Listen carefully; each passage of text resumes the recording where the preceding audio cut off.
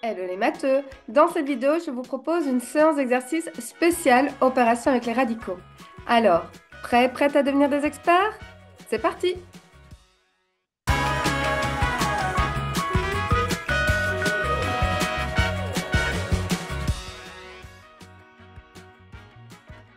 Tu trouveras dans le descriptif de cette vidéo le lien vers le fichier PDF contenant les 12 calculs.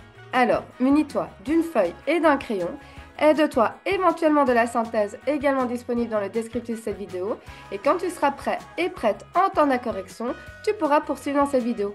Et n'hésite pas à partager tes résultats.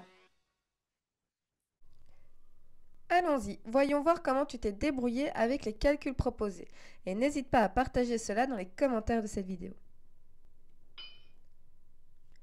Commençons avec le premier calcul. Il s'agit d'effectuer une addition. Mais pour cela, il nous faut des radicaux semblables.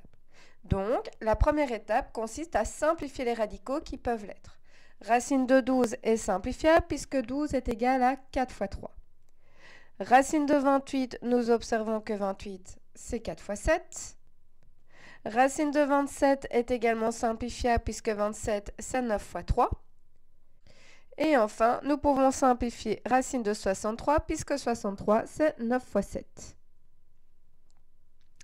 Nous identifions sur chaque racine le carré parfait qui va pouvoir sortir de la racine. Pourquoi sortir de la racine? Parce que nous sommes capables de calculer mentalement la racine carrée d'un carré qui tombe juste. En effet, racine de 4, ça fait 2, et racine de 9, ça fait 3. Nous calculons ensuite chaque produit, chaque multiplication. 3 fois 2, 6, 2 fois 3, 6 et 3 fois 3, 9. Et enfin, nous pouvons remarquer que nous avons deux paires de radicaux semblables, ceux avec racine de 3 et ceux avec racine de 7. Donc, racine de 3, nous pouvons les additionner. 6 racine de 3 moins 6 racine de 3, ça fait 0, puisque 6 moins 6, 0. Et 2 racines de 7 plus 9 racines de 7, ça fait 11 racines de 7, puisque 2 plus 9, c'est égal à 11. Réponse finale, 11 racines de 7. Le deuxième calcul consiste à effectuer une multiplication. Nous pouvons multiplier le 2 avec le 6 puisqu'ils sont tous les deux situés sous la racine. 2 fois 6 étant égal à 12, nous obtenons donc racine de 12. Mais nous n'avons pas fini puisque racine de 12 est simplifiable puisque 12 c'est 4 fois 3 et nous obtenons ainsi comme réponse finale 2 racine de 3. Pour effectuer le troisième calcul, nous devons appliquer la règle de la distributivité simple. Nous commençons en effectuant le produit 3 racines de 5 fois 2 racines de 6. Comme le 3 et le 2 sont hors racine et que le 5 et le 6 sont sous la racine, nous pouvons chacun les multiplier. Ensuite, nous effectuons le produit 3 racines de 5 fois moins 3 racines de 3. À nouveau, nous pouvons multiplier le 3 avec le 3 et le 5 avec le 3. En effectuant ces produits, nous obtenons donc 6 racines de 30 moins 9 racines de 15. Et nous avons terminé parce que ni racine de 30 ni racine de 15 sont simplifiables.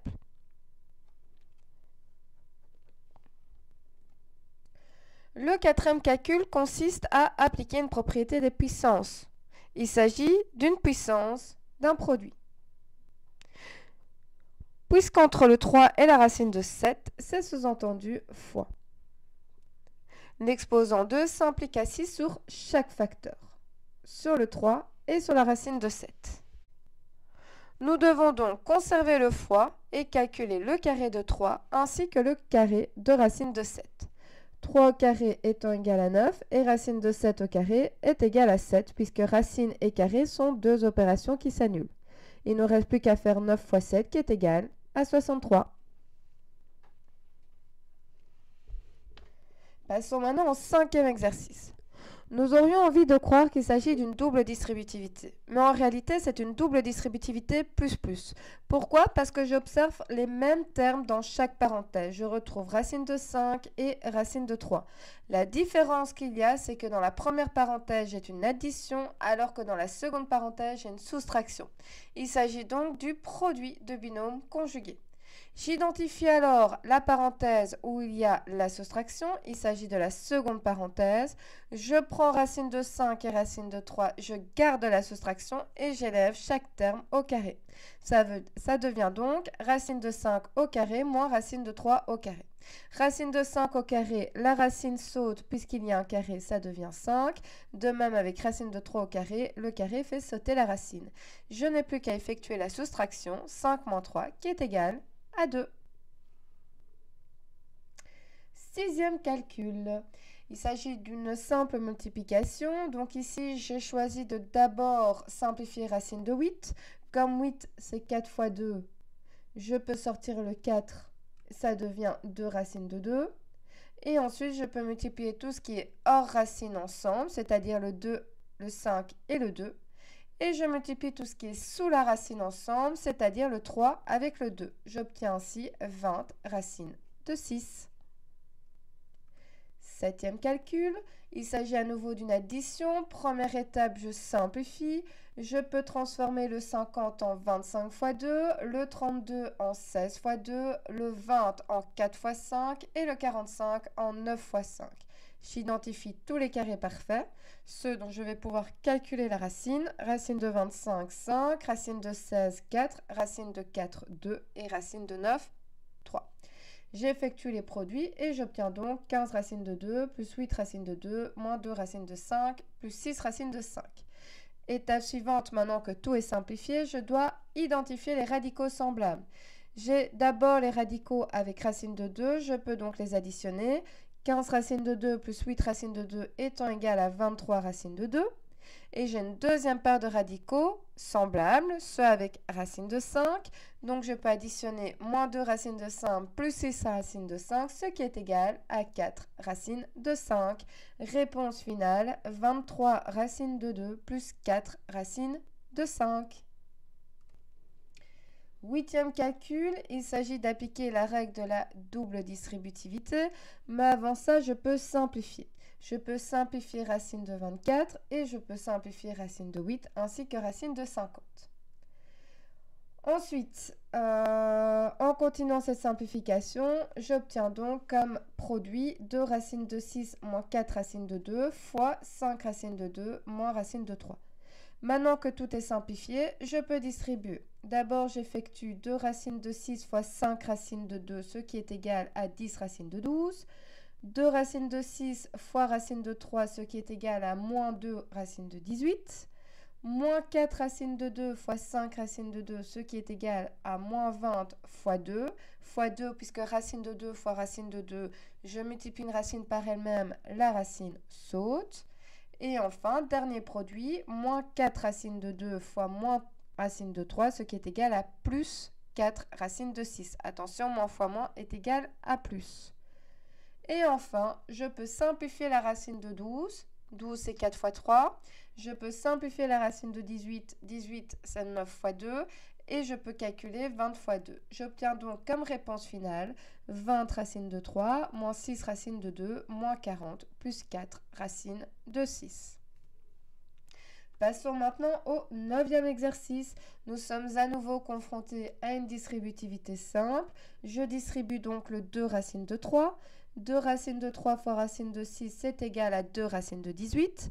2 racines de 3 fois 3 racines de 2, ce qui est égal à 6 racines de 6. Dernière étape, je simplifie la racine de 18.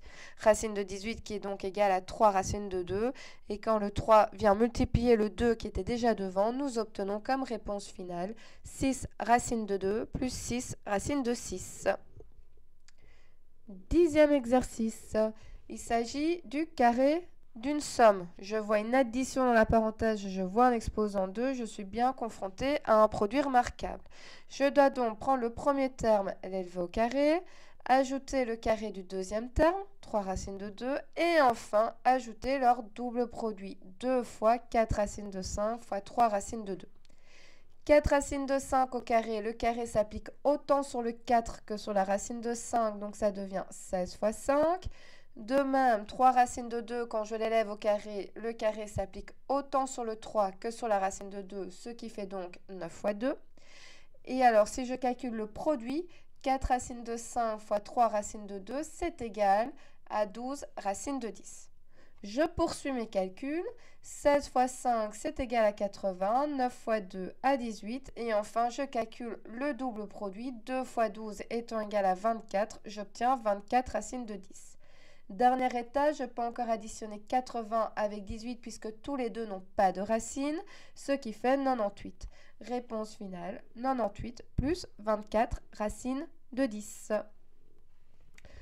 11e et avant-dernier exercice, racine de 18 fois racine de 75, une multiplication. Compliqué de faire 18 fois 75, je vais donc commencer par simplifier les racines. Simplifier racine de 18 en 3 racines de 2 et racine de 75 en 5 racines de 3. Et maintenant, je peux effectuer la multiplication. J'obtiens comme réponse finale 15 racines de 6. Et enfin, dernier calcul.